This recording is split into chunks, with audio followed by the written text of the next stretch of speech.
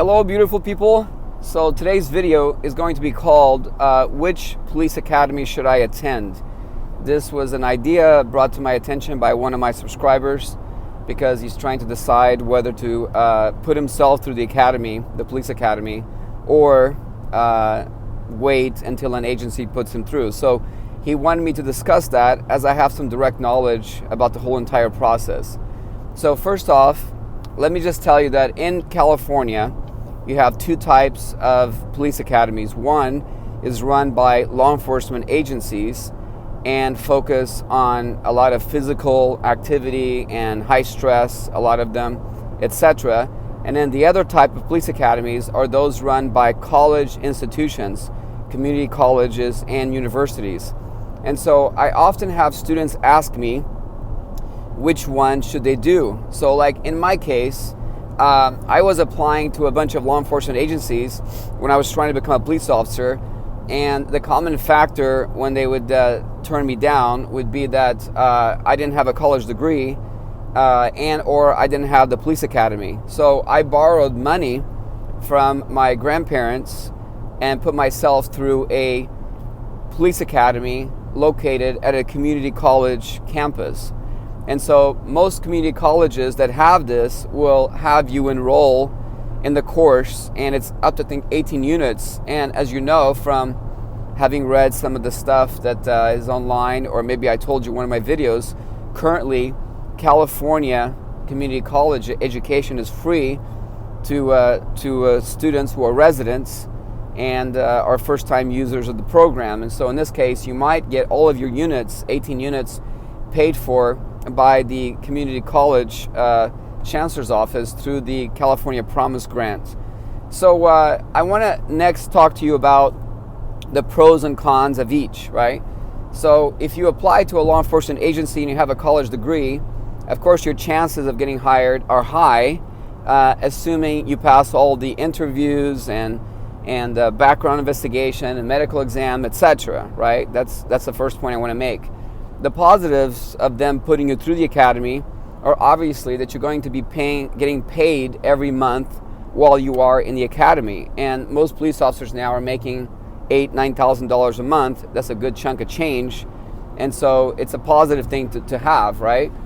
So the negatives on that decision, if you decide to have agencies put you through, is that obviously they're investing in you. Sometimes they have you sign like a 3-year contract that you're not going to leave to any other department. And they're going to be checking up on you regularly to make sure that you're scoring high on all the learning domain or knowledge domains within POST. POST stands for Peace Officer Standards and Training. And so that's the pressure, right? The pressure is they're paying you a monthly salary, but they're going to be checking up on you. And then there's that additional pressure that not only you have to study for exams, but now they want you to score high on those exams because they want to be able to brag to their supervisors that, hey, we have a recruit in the academy that's doing really well, etc., etc. So now the other option is that you save money or you take out a loan and you put yourself through a community college police academy that preferably is low stress and a higher focus on academic learning, academic achievement. And I say this because some law enforcement academies, not all, but some, are definitely focused on just nailing you down for, see how many push-ups you can do, how many miles you can run, how much abuse you can take in terms of verbal abuse and high stress, etc. I, as a college professor, former police officer, do not recommend those types of police academies. And again, I'm not talking for all of them. I'm talking from previous experience that you need to avoid those because the washout rate, right, how many students get failed in those programs is very high compared to programs that are being put on by community colleges and universities. I know some of the comments, you might have some people who are in law enforcement say, well, you need to experience that stress before you start the job. I understand that because I worked in law enforcement for 27 years, but I believe that the chances of you ruining your future are higher by attending a law enforcement police academy as an independent than if you decide to put yourself as an independent student through a police academy that's located in a community college or university setting.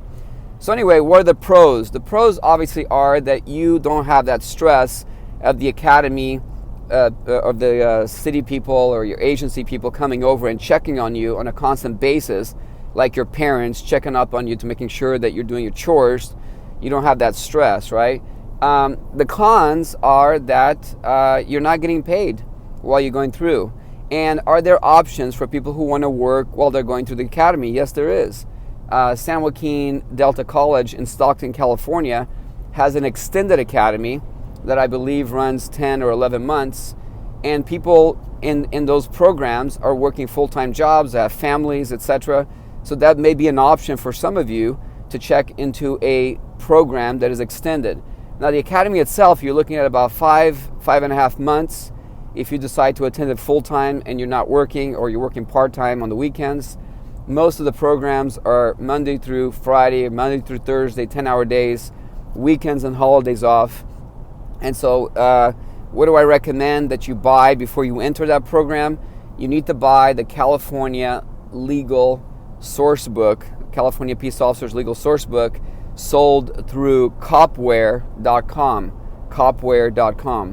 And you can get the hard copy book, which you'll be using in the academy. That's like the Bible for all peace officers in California. And you should also buy the digital version of that to have on your cell phone so that you can search cases, search laws. When can you enter a vehicle? When can you make an arrest, a detention? You know, what's reasonable suspicion? All this stuff, right? So I hope that you are able to use this information to your advantage. I continue to tell students on a regular basis that salaries in law enforcement have never been so high. It's almost like peace officer applicants are like well-paid athletes who are being recruited by these institutions, law enforcement organizations, that are offering hiring bonuses. And if you have a college degree, you get, so much extra on your pay. If you're bilingual, you get so much extra on your pay. If you're a training officer, you get so much extra on your pay. If you're canine. And so it is not uncommon to work in large departments in California and make a base salary just under $10,000. Whenever you add overtime, court overtime, shifts that you volunteer for, etc., you're going to be making another, $3,000 or $4,000 a month on top of that salary. So these are real statistics. You can go to post.ca.gov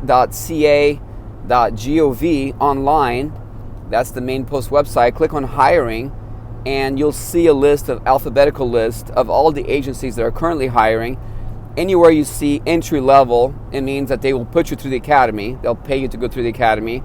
Or if you see entry level or recruits, and whenever you see lateral, you have to be a full-time officer in order to apply for those positions. Many agencies now, when you're a lateral applicant, they transfer all of your sick time, all of your vacation time, and your vacation accrual that you've built up with different agencies before you went there. And so that's an excellent program, because when I left law enforcement to become a college professor, I lost all of my sick time. I had to cash out all of my vacation, and I had to cash out all my CTO. And now all of that is negotiable. Before you transfer to a large department, you meet with human resources, you show them what you have in the current city you work for, and they a lot of times match it. They match all of your sick time, they match all of your vacation accrual formula, because when you first get hired, you get 2 weeks off a year. After 5 years, it goes to like 3 weeks off a year. And so isn't that a great deal, a great benefit to do? So please take the ideas from this video, and I hope that you are able to implement them into your life. Continue to follow my channel. Do share this information with someone that may be wondering which police academy, what's the best police academy to attend, and some of the benefits, some of the pros and cons of doing that if you are independent versus agency sponsored, and what I mentioned on the video, I'm recapping, as well as the cons, right, of attending a police academy that is high stress, and the failure rates on those academies is substantially higher than those at the academic, or the junior college and university levels. I thank you for listening. We kept this under 10 minutes, which is incredible. And again, subscribe, give me a like so that we stay up on the algorithm. If you're in law enforcement right now, be safe out there. Follow your department policies and procedures. Step back. Don't rush in. If you go to domestic violence calls, etc., take your time. There's no rush. You're getting paid per hour. And so be safe out there. Truly be safe. It's a great career to be a public servant these days, but officer safety is number one. Thank you for listening, and do send me new topics that you may want me to cover, and I will be sure to post them on the channel. Take care of yourself.